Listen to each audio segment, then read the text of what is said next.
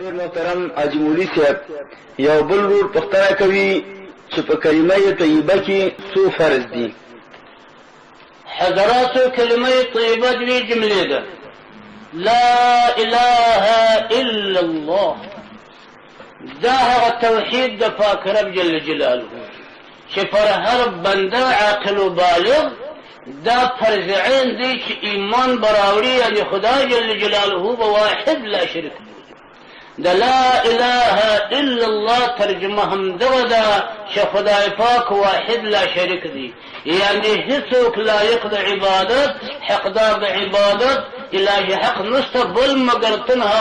وتنها یوازې او یوازې پاک رب جل جلاله لایق د عبادت دی، واحد لا شریک دی. توحید په دغه جمله کې راغی یوه فریضه د تعالی دوهمه فریضه صراحتا هغه رسالت حضرت رسول خدا جل وعلا دی صلى الله عليه وآله وصحبه وسلم، یعنی پر هر بنده پر هر عاقل و بالغ چې نوم د علیه السلام مبارک ورته ورسېدی، نوم د اسلام ورته ورسېدی، که صاحب المدر دی که صاحب الوبر دی، یعنی که جایی دی که کوچی دی، فرده دا فرض عین ده چې علیه السلام مبارک به پر رسالت باندې مني چې رسول الله علیه السلام یقینا قطعا رسول د خدا دی، خاتم النبیین دی. نو محمد رسول الله دا دوهمه جمله دا رسالت علیه السلام مبارک ثابتوي، دلته دا دوهمه فریضه ادا شول. ولې د دې هغه مراد نو دا دی، مقصد یې دا دی چې یا الله ته ما په خدایي ومنلې، ته مې په وحدت ومنلې، او ته مې په لا شریک لک باندې ومنلې چې تا سره شریک نشته. هر څه چې ته وایې ما منلي دي. نو خدای پاک وایي قیامت حق دی،